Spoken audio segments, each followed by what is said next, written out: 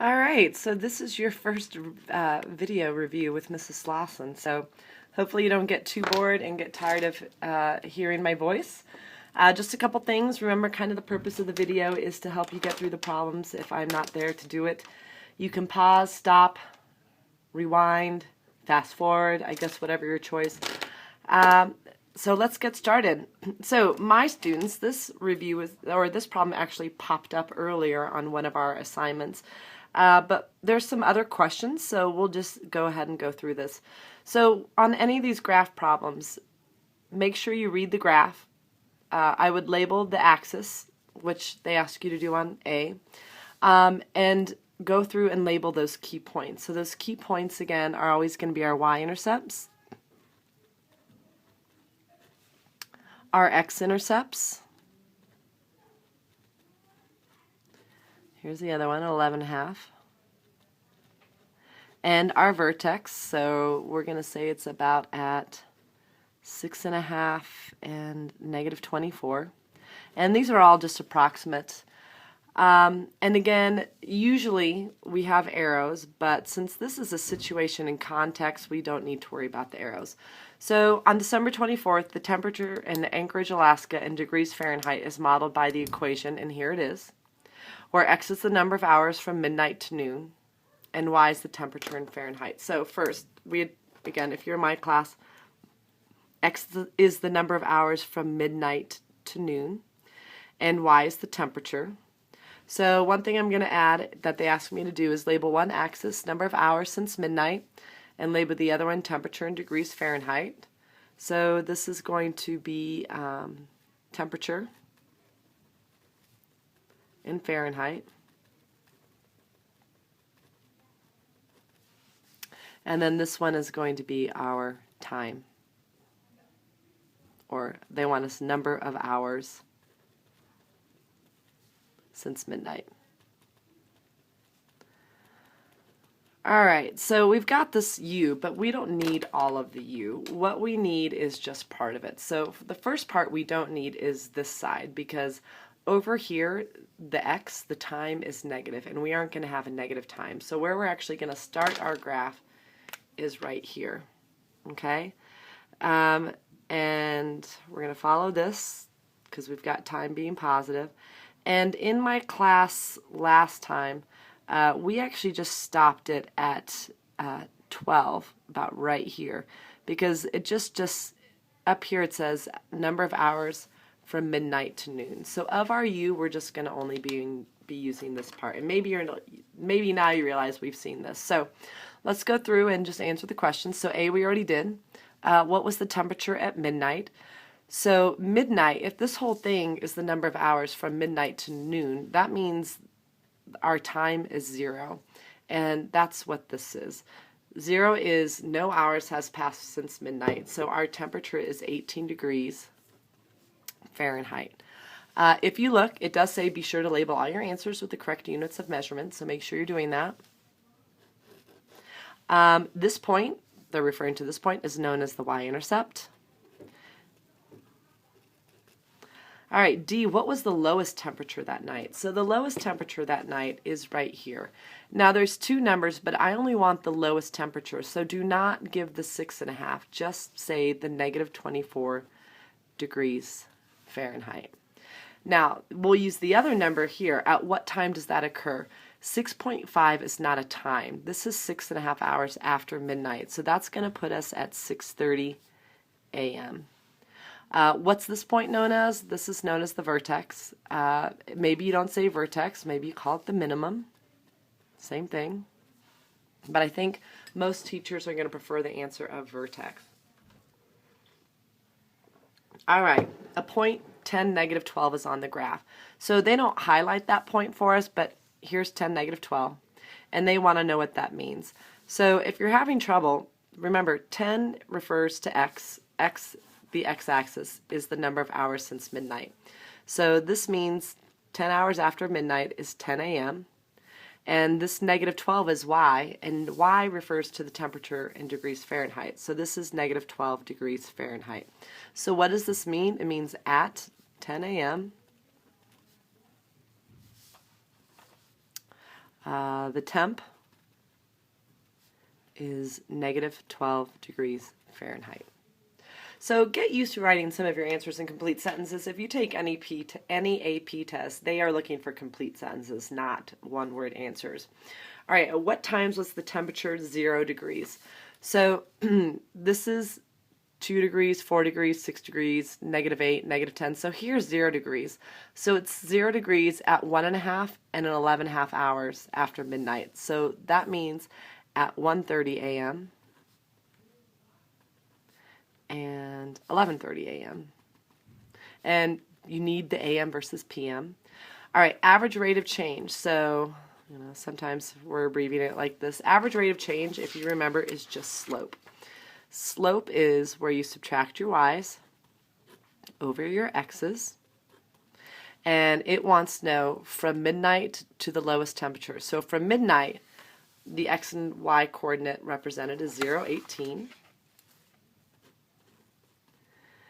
To the lowest temperature is our vertex, so the other amount I'm going to use is 6.5 and -24, and now I just go through and use my slope formula and put my numbers in. So I'm going to subtract the y's. I always like to subtract y's bigger, take away smaller. So I'm going to have 18 take away -24. And since I'm using 18 take away -24, I'll have to do 0 take away 6.5. So whether you need your calculator or not, you will probably need it at some point because we're going to be doing some division here. 18 take away 24, if you add the opposite, is just 18 plus 24.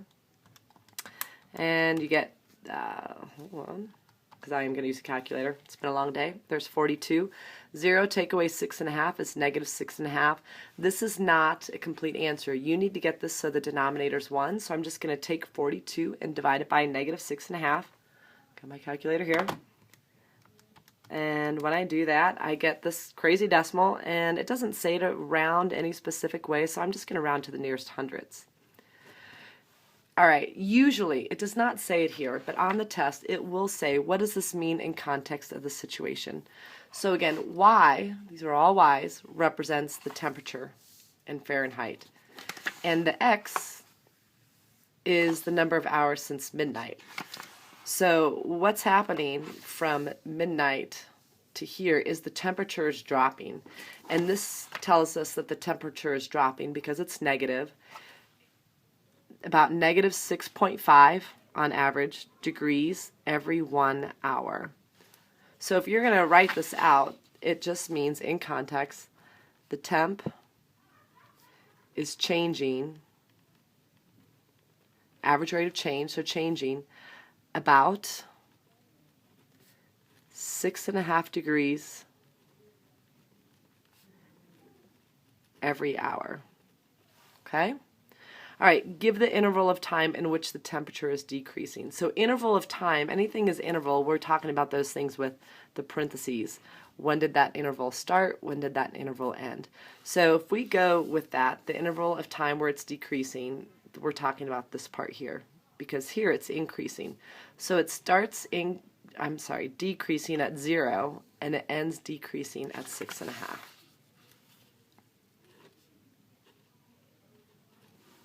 And then give the interval of time in which the temperature is positive. So it's positive at 2 levels. So again, maybe you're in another class when you're watching this video. Again, since it just said from midnight to noon, this is the only part that we're going to focus on. And I've got 2 orange parts. When you have 2 parts, you need 2 sets of your parentheses. So over here, one area where the temperature is positive is from 0 to 1.5. And then the other place where it's positive is from, and I never marked this spot, this ending spot. This was 12.6. All right, is from 11.5 to 12. Okay. All right, let's move on to the next question. So same idea, different graph. So this one is the path of a golf ball can be modeled by this. And y is the height, so I'm going to go ahead and just put that. This is the height in feet. after it's traveled a horizontal distance of x feet. So this is the distance traveled in feet. And part A asks me to label it this way anyway. So again, y is height in feet, but this is how far the ball went in feet. All right, so before I start anything, as my students know, you need to mark your x-intercepts, 0, 0, 300, 0. You need to mark your vertex, which is 150 and 100. And my y-intercept is also this x-intercept. All right, so part A was label, height in feet, did that. Label the other, distance. All right, approximately what was the height of the golf ball? So height, I'm looking for y, when it's traveled 90 feet. So I'm just going to go over to 90 and up, and it's going to be about 84, 85, so about 84 feet high. Whoops, sorry, you couldn't see that. All right, how far from the tee did the golf ball land? So this is where you're starting. At 0 distance and 0 height, the ball is sitting here on the tee. So how far has it gone when it's landed is all the way over here. And you need the 300 because that's the distance of the ball. So 300 feet, I think that's pretty good. I don't really golf, just top golf. All right, what was the maximum height of the ball? So most of you are going to go to the vertex, but remember, I don't want both numbers. I want the maximum height. And y is the height, and that's the distance it went. So I'm going to put 100 feet. All right, at what distance from the tee did the ball reach this height? Well, then I'll take the other number, 150 feet. Sometimes I'm writing feet, sometimes I'm abbreviating it. All right, hold on, I'm taking a sip. All right, what domain? So if you remember, domain are all the x values. So what x values make sense in this problem? So again, like the other one, this is where the ball is starting. So I'm not going to go back in distance. I guess I could hit the ball backwards. But when we're talking the part of the parabola that makes sense, it's from when the ball is on the tee and it's going in the air to where it lands over here.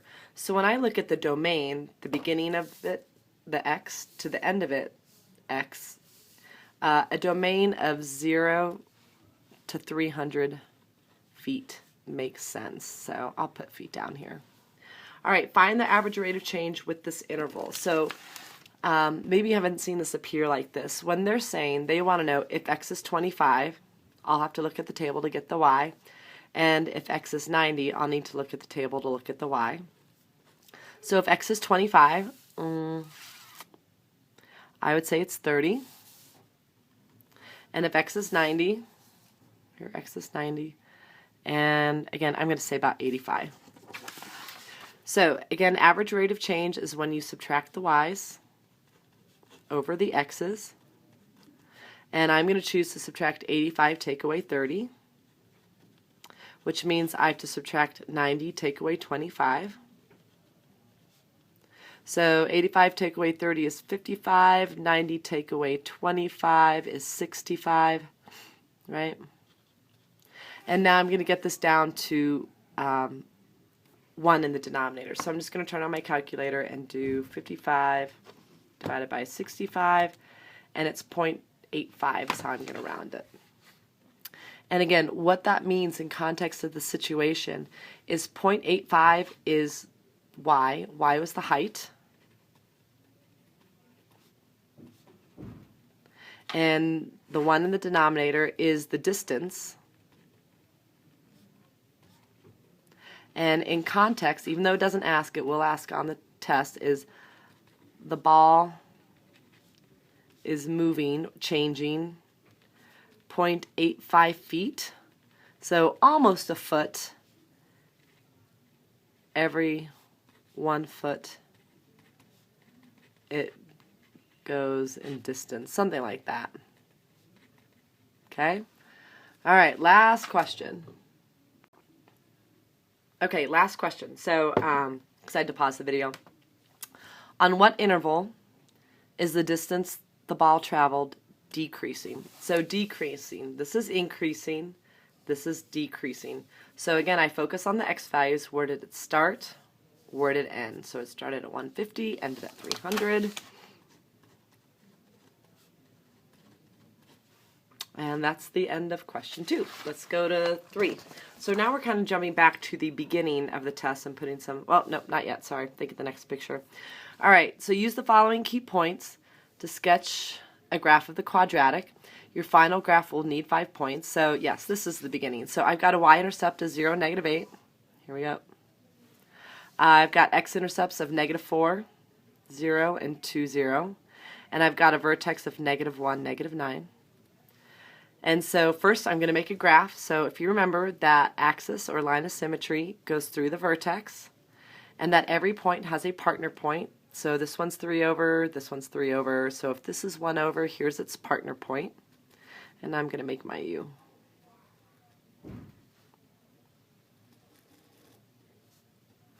All right, so that's 3A. So make sure you do that and that you have your 5 points. Now we're going to find the average rate of change. So again, that's that slope. Subtracting the y's over the x's, and we're going to find it from the y-intercept, so 0, -8 is one of my points, to the positive x-intercept. There's the -1, there's the positive one, so I'm going to use 2, 0.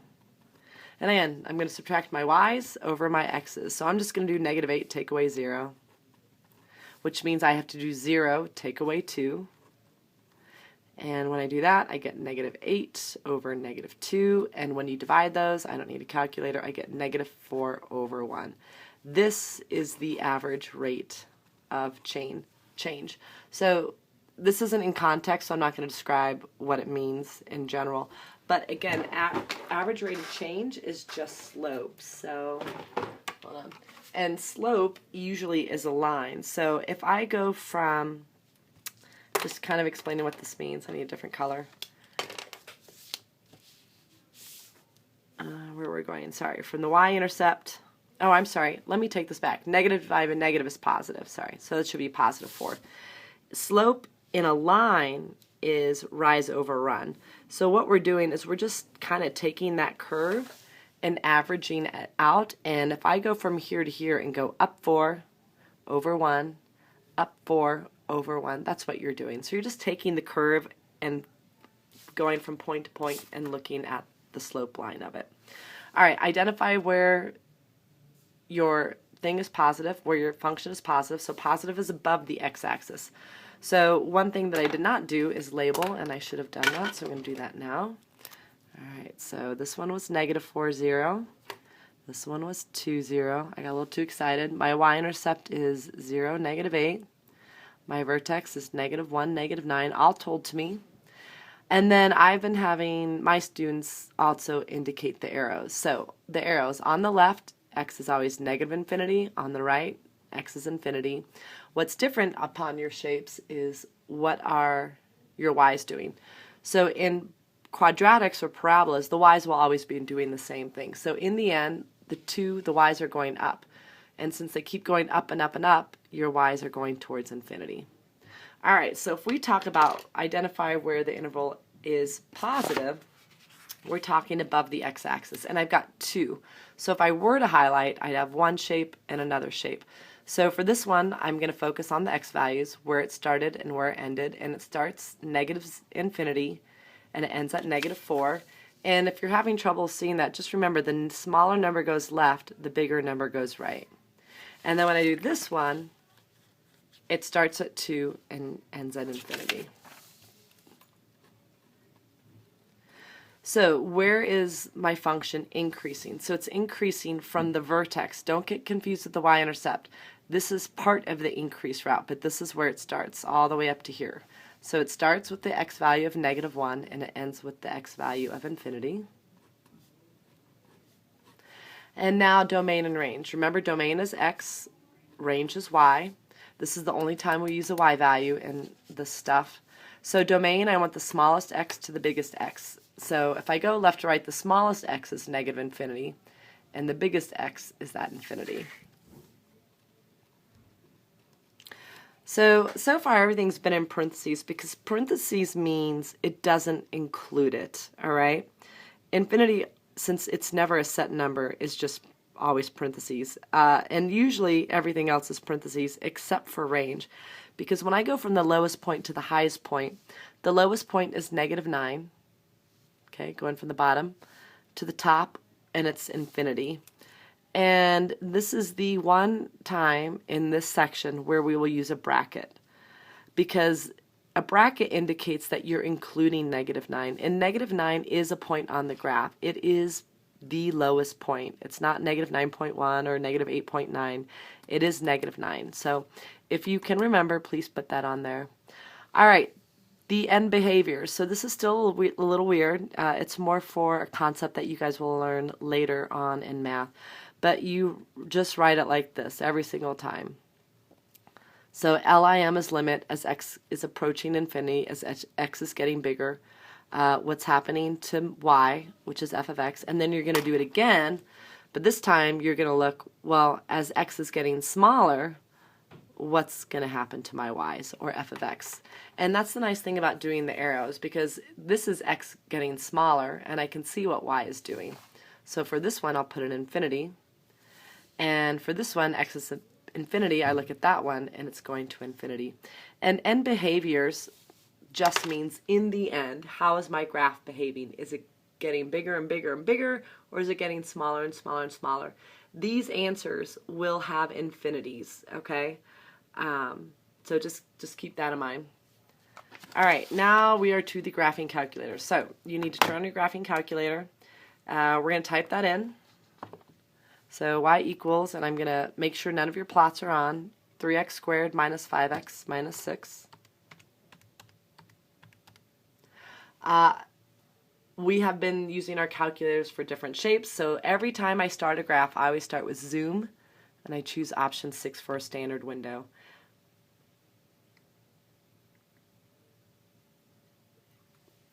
Again, a standard window, if you push the window button, is -10 to 10 on the x-axis and -10 to 10 on the y-axis. So there's my graph. All right, so what you are expected to do is come over here, draw your picture. And I got an x-axis intercept here, I got an x-intercept here, I've got a y-intercept there, and a vertex about there. So I get the points on there first, and then I make my U. And again, in my class, you have got to label these points. So again, the arrows, -infinity on the left for x, infinity on the right. Since they are pointing up, the y's are getting bigger, so it'll be infinity for both. Without the calculator, this is standard form, and I know the y-intercept, so I don't need to use that value button. In second trace, I know this is 0, -6. What I do want, though, because I don't want to factor this and stuff, is I'm going to use second trace, and I'm going to use 0 for the x-intercepts. So I'm going to choose 2, and I'm going to do this one first, and my cursor is just about on there. So now I need to get it to the left. So I'm going to use the left arrows to get it above it. Hit enter. Now I'm going to go back to where I think the x-intercept is, and now for the right side, I'm going to hit the right arrows.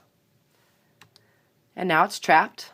And the nice thing about these newer ones, I don't know if you can see these lines here that I've trapped the x-intercept. Hit enter for guess, and I'm going to round to the nearest hundred, so -0.81 and 0. And your numbers need to be my numbers on the test. There is no difference. It doesn't matter the calculator that you use. So some of you will not use this 0, and you're going to try to do it a different way. If these aren't right, your answers are going to be counted wrong, okay? So now I'm going to do this one. So go back to second trace. I'm going to choose 0, and I'm going to move the cursor over to that one. Oops. Okay, that's about where it is. You know, that's a little too high. So anyway, for left bound, I'm going to use the left arrows to go below it, and then go back to where it is, and then I'm going to use the right arrows for the right bound. And it doesn't matter if you're here or here. But I'm going to hit enter, and then enter for guess, and I'm going to put 2.47 for rounding.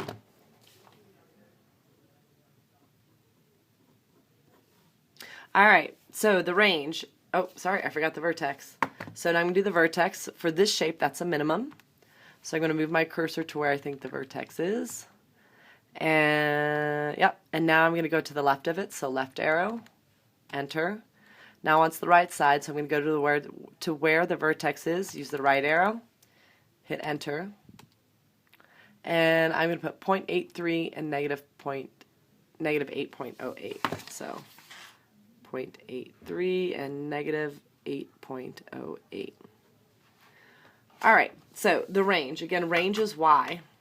It's the only time we use a y. So the lowest y to the highest y. The lowest y is negative 8.08. This is the one time in this chapter we use a bracket. And it goes all the way up to infinity. I'm focusing on the y's, not the x values. But infinity always gets parentheses. My vertex, I wrote it here, so let's just recopy it. The positive interval. So positive interval, again, is above the x-axis. So if you're going above the x-axis, you have two spots. So you're going to have two sets of parentheses. So if I look at this one, it starts at negative infinity, and it ends at negative 0.81. And if I look at the other one, it starts at 2.47, and it ends at infinity. Again, I'm having you label these points because if you mess up here, I'll know why you messed up here. But also, I don't have good memory, so I won't remember those numbers unless I write them down. All right, the end behaviors. So, end behaviors, you always write it like this.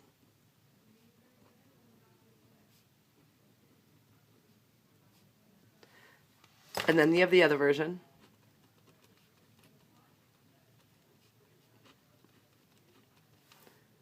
And now I want to look as x is getting bigger. We'll already put that. X is getting bigger. The y's are getting bigger. So infinity. And as x is getting smaller, the y's are getting bigger. So we've already answered that, but you have to write it like this. I mean, there's no choice about it. All right, moving on. Let's take a look at 5. So now we're going into graphing. I believe the section we were just in was 2.4 from your notes. Sorry, now we're referring back to 2.3. So what I want to know is, tell me the transformation. If this is the parent function, remember those points, 0, 0, 1, 1, negative 1, 1, 2, 4, negative 2, 4, and 3, 9, negative 3, 9. This is the parent function. I want to know what happened to it. So let's talk about, write the transformations that happened. So first, it flipped. Okay. All right. So let's talk about, we need kind of one point that is our reference point. So if this just flips initially, 0, 0 stays where it is. So if you can imagine, this U is now upside down. Hold on. Oh, it's not going to work. I don't have a full rubber band here. But now it's upside down, all right? And from there, it went here and here. So I just want to see what happened to the vertex. So the vertex went 1, 2, 3, left 4. And then after going left 4, I went up 1, 2, 3, 4, 5, 6. The other thing I want to look is, did it get stretched or compressed? So do you see the normalness of it? And then over here, it's thinner, it's skinnier. When it gets skinnier, that means there was a compression. I'm sorry, a stretch. Okay? So the other way I know that it's stretched is a typical parabola goes up 1 and over 1. So this one, it's not going to go up, it's going to go down because the U is upside down. It's going to go down 2 and over 1. And that down 2 over 1 is your A. So this one has an A of 2 when traditionally A is 1. And when your A is bigger than 1, that's a stretch. Okay? So now we're going to write the equation for it. So there's a couple ways. It depends on, what you're understanding and what you're not. To write the equation, this is also from 2.3, but when we did this, we need the vertex, so that's negative 4, 6, and that's my HK, and then I just need another nice point on the graph. So the point I'm going to pick is this one right here, besides the vertex, so negative 3, 4, and that's going to be my xy. There is another way to do this. I'll share that with you in just a moment, but this is the way we did this. So you take this and we work with vertex form.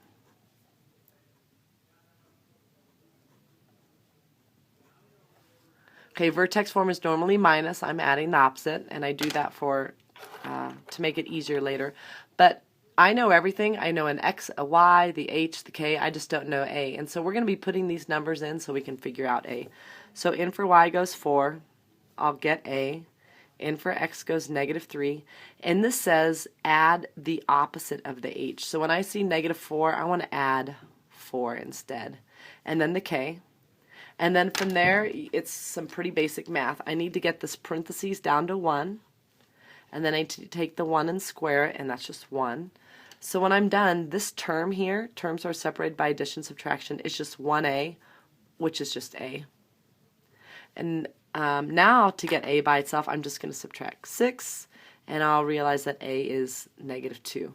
So again, the other way I could have gotten a, because that's the only thing I need is a, because I already know the vertex for vertex form, is if you go to your vertex and you go over 1, how many spots does it take you to go up or down, in this case down, till you reach the graph? So after I go over 1, I go down 2. That's because a is, I didn't put it here, -2. The negative because it's upside down. So when you write an equation, let's flip to the back. Your graphs are always y equals, or in this case, f of x, but x and y stay as x and y. So when I write this, and I'm putting things back into here, y will stay y, but now I know a is -2, x will stay x. I can start to copy, plus that opposite, plus that 4 squared, plus that k, 6. And now I've written the equation. So this part is on the graphing calculator portion. So you guys, if you want to make sure that you're right, go to y equals, type in what you think.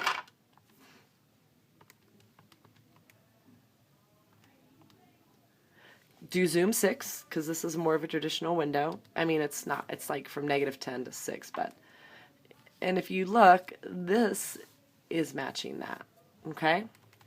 All right, we are going to find the corresponding equivalent values for each function.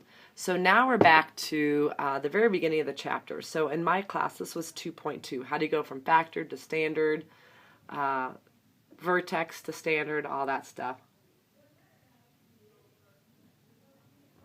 Sorry, I'm just drinking something. All right, so this is standard form. There's my y-intercept. I need to get into factored form. Factored form, x factors. So I'm going to make my x. This is a non-shortcut one because there is a 2 in front of the x squared.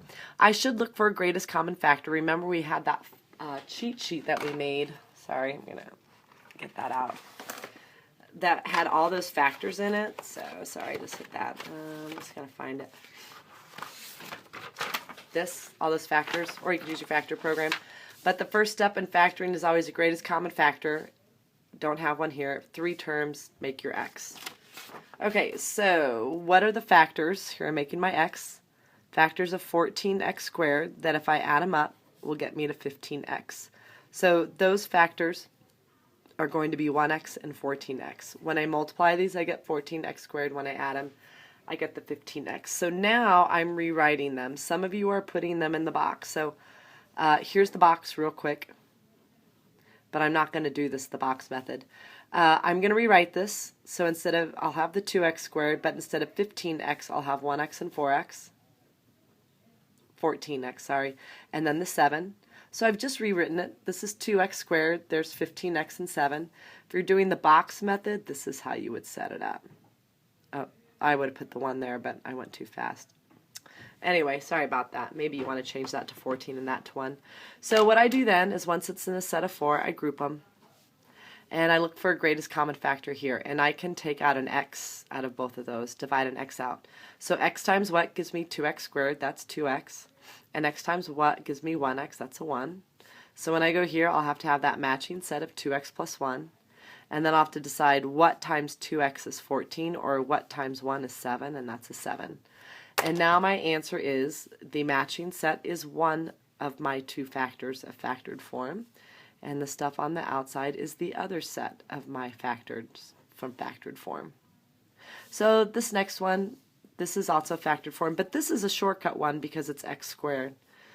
Otherwise you can do this the long way, but as I put this, there's 32x squared, 12x goes here, and now I need the factors of 32 that get me to 12, and my factor list will tell me it's the 8x and the 4x, and because it is just x squared, I can actually just put x plus 8 as a set of factors and x plus 4.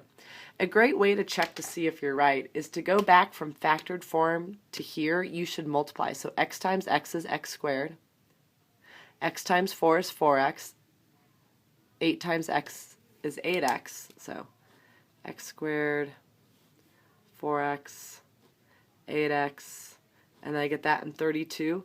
And if you combine those x's, there's the 12x that you had. Or over here, 2x squared, 14x, you can see them appearing, 1x, and 7. This is the neighbors visiting the neighbors that I've talked to you guys about. Alright, next one, factored form. So the first thing I'm going to do is a greatest common factor. I can take a 2 out of these. And then from there, it's 2 terms. If you remember, after greatest common factor, 2 terms, this is that difference of squares, where you take the square roots, and then the square roots become the numbers in your factors with plus and minus. So the square root of x squared is x, the square root of 16 is 4, and I make my parentheses of x plus 4, x minus 4, you can do the minus first and then the plus, and hopefully you don't forget that 2 that you took out. And the last one, no greatest common factor here. This is a simple one, this is a shortcut one, so I'm going to make my x. I need factors of 21. They're going to add up and give me negative 10. And my factor page will tell me I should be using negative 3 and negative 7.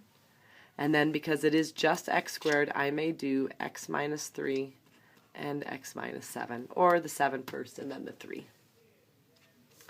Alright, moving along. So now what are we going to do? Now we're going to get them into vertex form. Vertex form, and again, this is in your notes. This is where they had the loops of like the routes. Means I need to complete the square. So as I group my x's, I can't complete the square until it's just x squared. So I'm going to take a 4 out. And that non-x is coming out here. And you might want your calculator. To get the number in the blank, I'm going to take 3. You always cut in half. And then you square it, and you get this number. So this is the number that goes here. Okay? So this number goes here.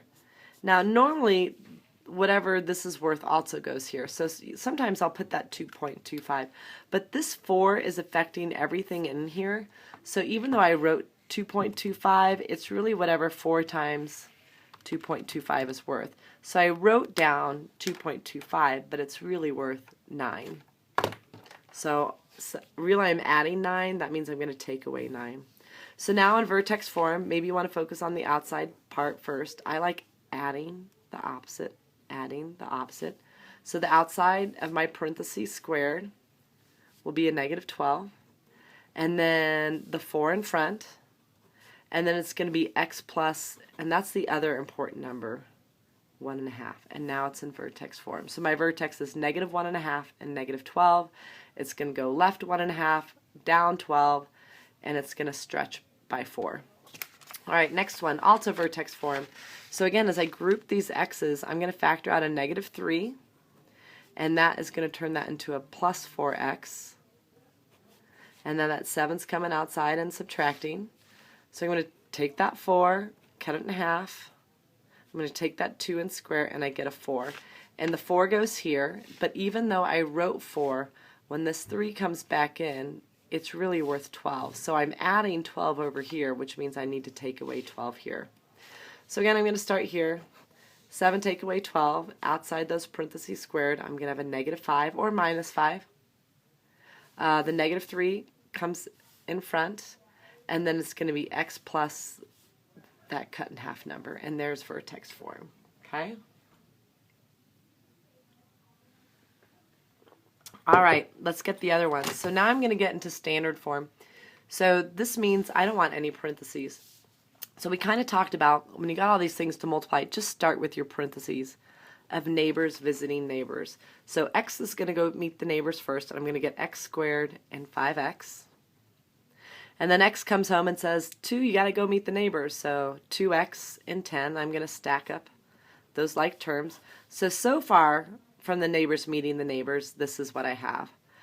But now you got the single guy, the single girl who wants to meet the neighbors. So now you've got this new group hanging out, and now -2 wants to meet everybody. So the -2 is going to come in, meet everyone, and I'm going to get -2x squared, -14x, and -20 because -2 just multiplied those three terms.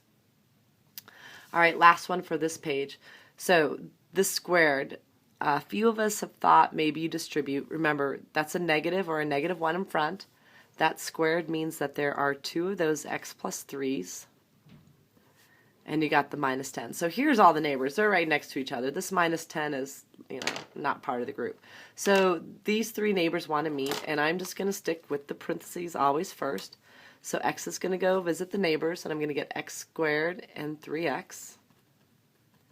And now 3 has to go meet the neighbors. I'm going to get another 3x and a 9. Make sure you multiply, you don't add. So when those neighbors meet, here's your new group formed. But now the -1 wants to meet all the neighbors. So now -1 is going to go through, and I'm going to get -1x squared, -6x, and -9. And now that 10 gets to come in. And to combine like terms, I'm going to add the opposite. And my final standard form answer is -1x squared. They typically would not put the 1 there. The -6x, and when I combine those two terms, I get -19. So again, just kind of recapping some big things. I can now see the y-intercept, -19.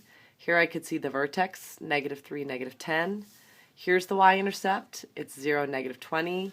Here I can see the x-intercepts, -2, 0, -5, 0. Here I could see the y-intercept, 0, -3. Now I can see the vertex, -1.5, -12. Here I could see the y-intercept, 7, and I could see the vertex, -2, -5. Oh my goodness, we're almost done. All right, hold on. Okay, last one. Given the following function, we're going to graph it. So the idea of this one is to go from one form to the other. All right, so right now, this is in vertex form, and I'm going to get a point from there first. So I'm going to get my vertex of -5, 9. So here's -5, 9. Now what I'm going to do is I'm going to get it into standard form. So that's what we just did. This negative is like a -1. I have 2 of these x plus 5's, and then I have that plus 9, and I'm going to have neighbors meet neighbors, and I start with the parentheses. So I'm going to get x squared and 5x, and now 5 is going to go meet the neighbors, and I get 5x and 25. So far with the neighbors, this is our new group hanging out. And then the single person still wants to meet everybody. So I'm going to multiply those, and I'm going to get, I'm going to move over here, -1x squared, -10x, so -1x squared, -10x, and -25. And now I'm going to bring this random 9 to hang out with everybody, and I'm going to get -1x squared plus -10x plus -16. So my hold on, I just totally lost where I was.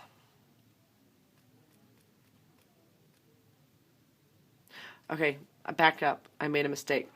This 25, -25, -16. All right, hold on.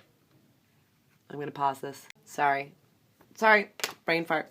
Okay, here's my vertex. My y-intercept is way down here, which, that's not even going to fit on the graph, but 10, 11, 12, 13, 14, 15, 16. Let's say it's here, okay?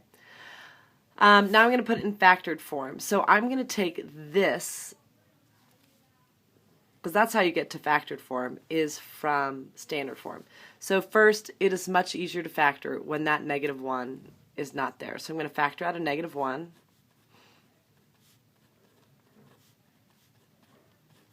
And now I'm going to factor this. This is a shortcut one now that I made it x squared. And I need factors of 16. They're going to get me to 10. And those are 2 and 8. And because it's x squared, I can go straight to those parentheses of x plus 2 and x plus 8. And now I can see the x-intercepts. -2, 0. -8, 0. So here's -2, 0. Here's -8, 0.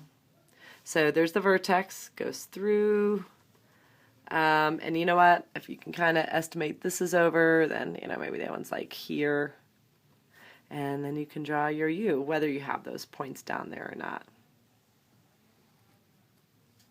And finally, the axis of symmetry is the x-coordinate of the vertex, but you need to write x equals -5, not -5. Okay, so let's go to this one. So we're going to first state the vertex, because we're going to graph this. And the idea of this graph is not to do all of this stuff. It's to get into vertex form and apply those transformations. So first, I got to get into vertex form. So as I group the x's, I'm going to factor out an x squared. I'm sorry, a 2.